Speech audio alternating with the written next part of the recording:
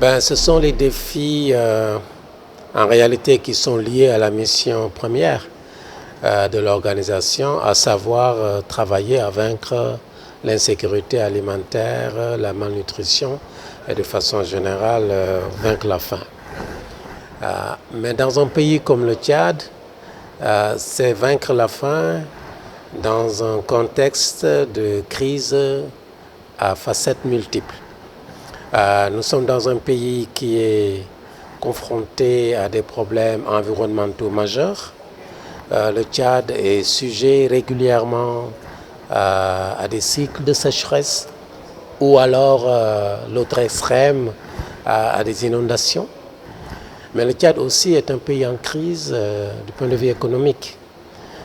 C'est un pays qui a connu au cours des 20 dernières années une évolution en dents de scie de son économie, due d'une part au contexte que je viens d'évoquer, mais également à la situation d'un pays exportateur de pétrole et qui donc, au fur et à mesure de l'évolution du cours du pétrole, subit. Mais le Tchad, c'est aussi, et c'est une des raisons pour lesquelles je parlais de crises multiples, un pays qui est entouré de foyers de tension. Le sud, c'est la RCA, avec pas mal de réfugiés, de retournés qui sortent de la RCA pour trouver asile au sud du Tchad. À l'est, c'est le Soudan.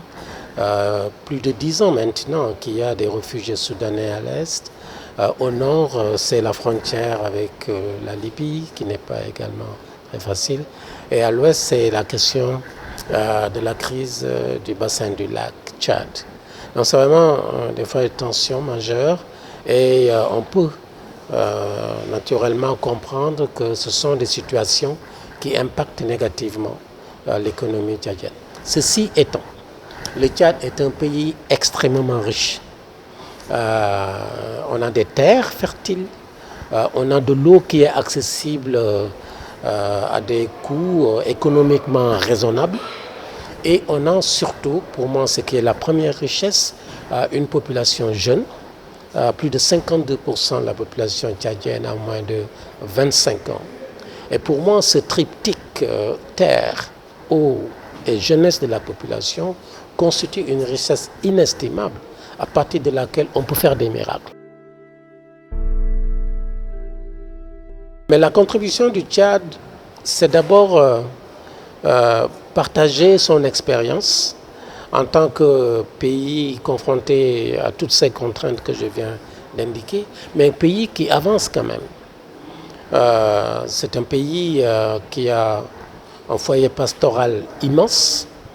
Le recensement général du secteur de l'élevage a confirmé que le Tchad a près de 100 millions de têtes de bétail, ce qui veut dire qu'en soi, le Tchad est en mesure potentiellement de nourrir toute la sous-région de l'Afrique centrale en viande.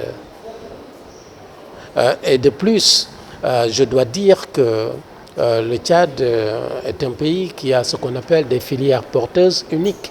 Et par conséquent, c'est un pays qui peut, à l'horizon 2030, atteindre son objectif de vaincre la faim. Nous travaillons à cela et nous venons ici aussi pour montrer comment les recettes que le Tchad a mis en place peuvent non seulement marcher, mais également éventuellement intéresser d'autres pays. Donc je pense que c'est un des premiers enseignements de notre présence ici. Le deuxième enseignement, c'est aussi de montrer qu'avec la RCA, peut-être le Tchad est l'un des rares pays de la sous-région à être complètement enclavé. Et nous voulons démontrer que quand bien même c'est un sujet de contrainte, souvent, l'enclavement n'est pas nécessairement lié à la pauvreté. On peut être enclavé et bâtir sur des opportunités pour avancer. Donc, nous sommes aussi venus partager cette dimension-là et travailler avec les autres collègues qui sont là à aussi voir comment, en s'appuyant sur la jeunesse, en s'appuyant sur l'autonomisation des femmes, on peut avancer non seulement pour la production, mais également pour l'ajout de valeur.